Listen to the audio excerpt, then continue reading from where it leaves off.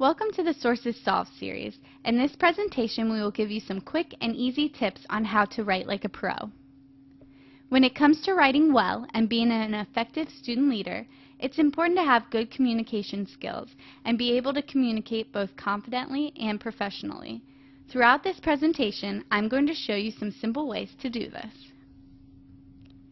It's extremely important to be specific and give as much detail as possible. Asking yourself questions like who, what, where, why, when, and how is a good way to make sure you cover all the bases. It's also important to avoid being passive and awkward. Saying Dan planned the program is much clearer and more effective than the program was planned by Dan. This just flows better and makes transitioning to the next sentence easier as well. When writing, be brief and to the point. There's no need to add irrelevant details that will lose the interest of readers. If you keep it short and sweet, your readers are more likely to understand the points you are trying to make.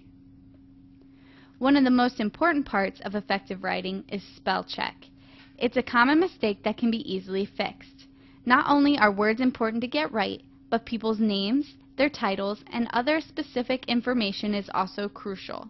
Pressing spell check on the computer is not always effective, so it's important to read and reread and have peer editors as well. Plagiarism is a problem, especially on college campuses. To avoid this, simply put quotes around words that aren't yours and cite your work. It's good to quote others and get outside opinions and views, but make sure you give others credit for their work. Another important tip for effective writing is to know when to use formal language. When writing a note or something informal to a friend, it's okay to use abbreviations and contractions such as don't rather than do not.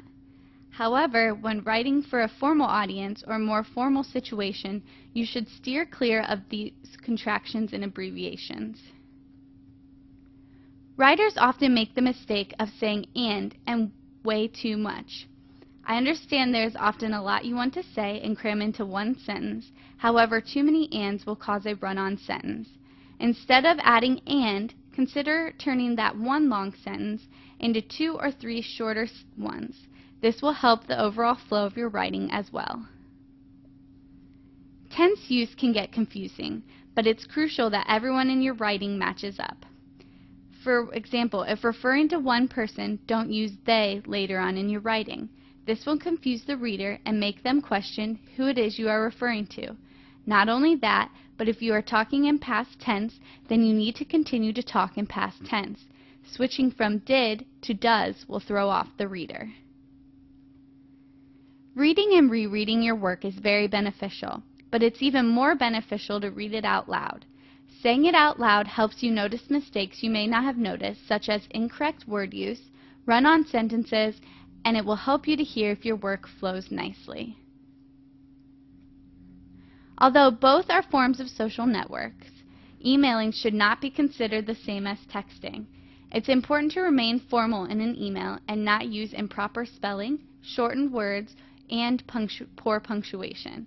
It's a fast form of communication, so it's often easy to just send a quick email with abbreviated words, but it's important to keep it formal and professional. That concludes our lesson on writing like a pro. We hope you have gained some ideas that will help you write more effectively. If you have any questions, please feel free to call the source at 330-972-2483, email us at source@uakron.edu, or stop by.